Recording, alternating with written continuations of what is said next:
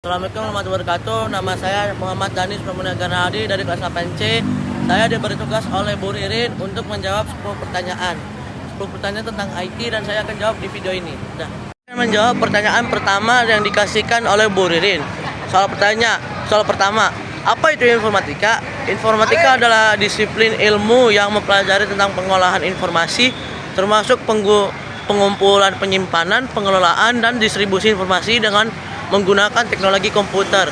Informatika mencakup berbagai aspek di perangkat keras, itu yang biasa kita sebut hardware, dan perangkat lunak yang biasa kita sebut software, jaringan, dan data. Pertanyaan kedua, mengapa pelajar SMP perlu belajar informatika?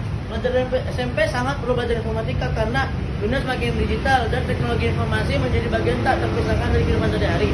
Lalu yang kedua, memahami dasar-dasar informatika membantu siswa dalam mengembangkan keterampilan berpikir kritis dan pemecahan masalah.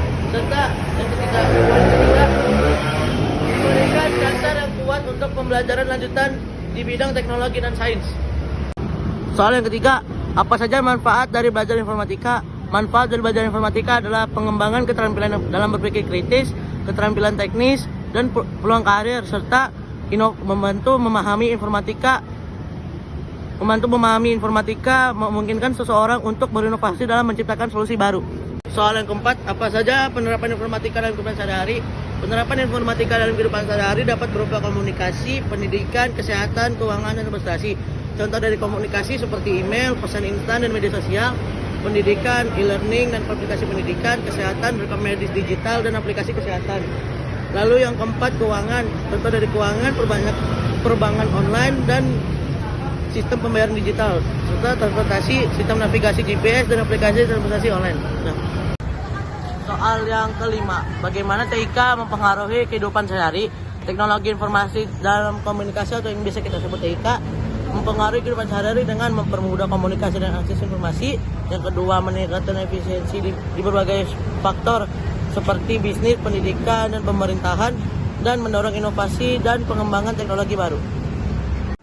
Soal yang keenam, apakah teknik informatika sangat menjanjikan? Ya, teknik informatika sangat menjanjikan karena satu, permintaan akan profesional IT terus meningkat. Dua, teknologi terus berkembang dan mempengaruhi berbagai industri. Tiga, peluang karir yang luas dan beragam. Dan yang terakhir, potensi penghasilan yang tinggi. Lalu soal nomor 7, jurusan teknik informatika ada di mana saja? Jurusan teknik informatika tersedia di banyak universitas dan perguruan tinggi di seluruh dunia. Salah satu di Indonesia, beberapa universitas yang memiliki jurusan teknik informatika antara lain Universitas Indonesia atau UI, Institut Teknologi Bandung atau ITB, 3 Universitas Gadjah Mada atau UGM, yang keempat Institut Teknologi 10 November atau ITS, terus yang terakhir Universitas Bina Nusantara atau BINUS.